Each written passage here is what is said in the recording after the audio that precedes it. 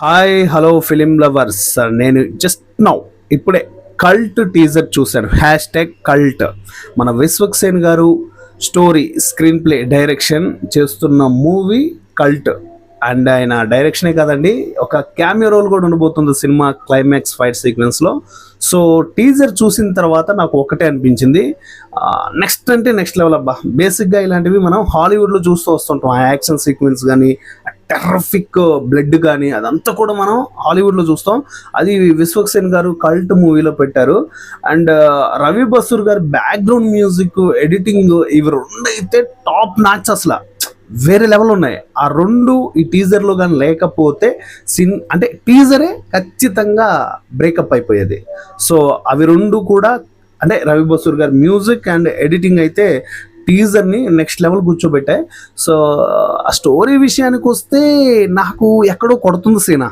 అంటే లైక్ మనం స్విట్ గేమ్ చూసాం కదా, స్విట్ గేమ్లా అనిపిస్తుంది.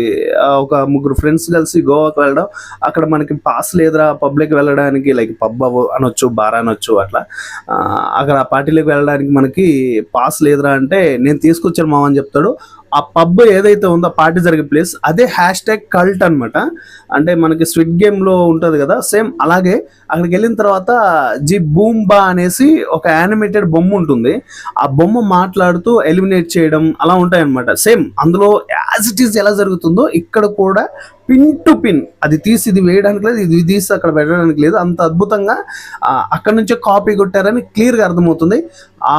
అంటే వీళ్ళు చనిపోతున్న టైంలో విశ్వక్సేన్ గారి ఎంట్రీ క్లైమాక్స్లో, అక్కడ కొన్ని డైలాగ్స్ ఉన్నాయి. వీడెవడరా బాబు వాళ్ళకంటే డేంజర్గా ఉన్నాడు అని అంటాడు. అంటే అంత క్రూషియల్గా ఉన్నాయి ఆ షార్ట్స్.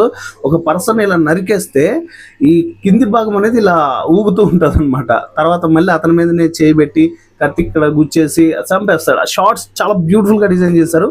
సో రీసెంట్గా వచ్చిన మన దాస్ కదంకి, రీసెంట్గా కాదులేండి, లాస్ట్ ఇయర్ వచ్చిన దాస్ కదంకి కూడా ఆయనే డైరెక్ట్ చేసుకున్నారు. సో సినిమా అయితే దొబ్బింది.